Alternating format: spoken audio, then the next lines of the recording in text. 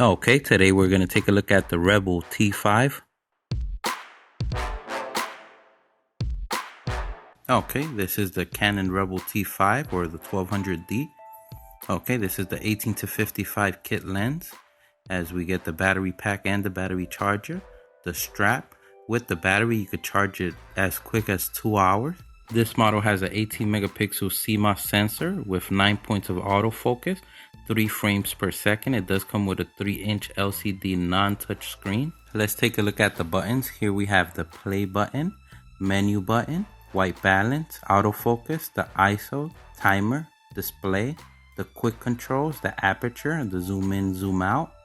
Here we have the live view. This is the viewfinder and the adjustment knob for the viewfinder. Okay, it does have a standard tripod socket. It does give you enough room to take out the battery and place the SD card. To remember, you do need a SD card class 6 to class 10. Okay, there are 13 shooting modes.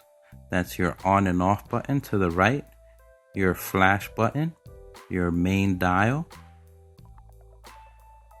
There we have the cord remote input, the HDMI mini input, and also the USB for the computer input. We do have an 18-55 EFS lens that does from 3.5 to 5.6. That means at 18 it does 3.5, at 55 it does 5.6.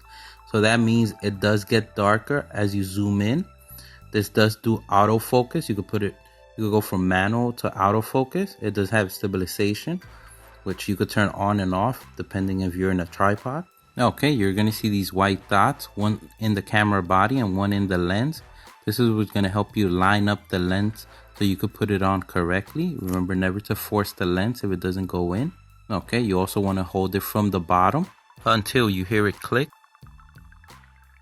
There you can see the zoom in and zoom out. Here is the focus point. It's right at the end of the lens. Do always remember to have the lens in manual mode when doing this, because you could break the motor of the autofocus. This is how your flash would look like. Let's take a look at the quick controls. First we have the shutter speed, which you could control with the main dial or with the up, down, left, right buttons. Then we have the aperture mode.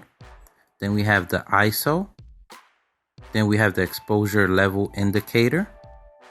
Then we have the flash exposure, picture style, white balance, and white balance correction.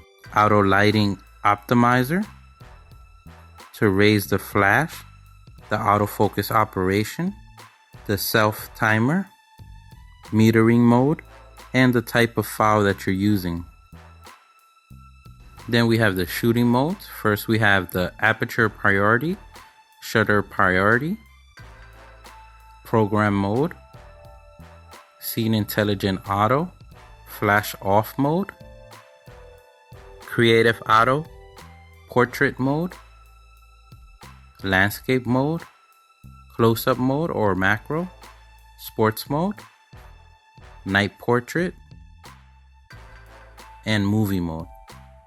As you notice, basically all the scene modes, they let you know what they're for. So that makes it easier for the beginner. Okay, so here we have the different types of settings you could put for movie. We have 1080 at 30 frames, 1080 at 24 frames, 720 at 60 frames, and 480 at 30 frames. You can control the ISO, the white balance. Okay, let's go to the menu now. So what you're going to see, if you're not in manual mode, you're not going to get everything on the menu. But if you do go to manual mode, then you're going to see every option that you have.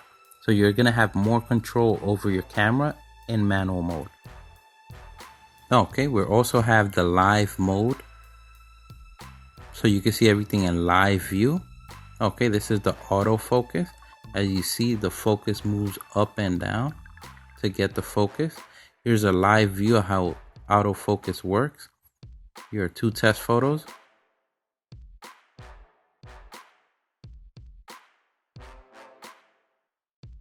Okay, and this is manual mode on movie mode.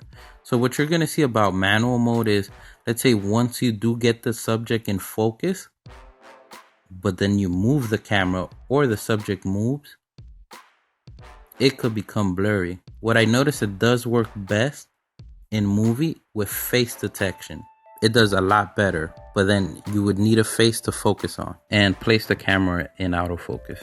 Thanks for watching. Don't forget to subscribe, like the video. Any questions, leave them in the comments below, and follow us on social media.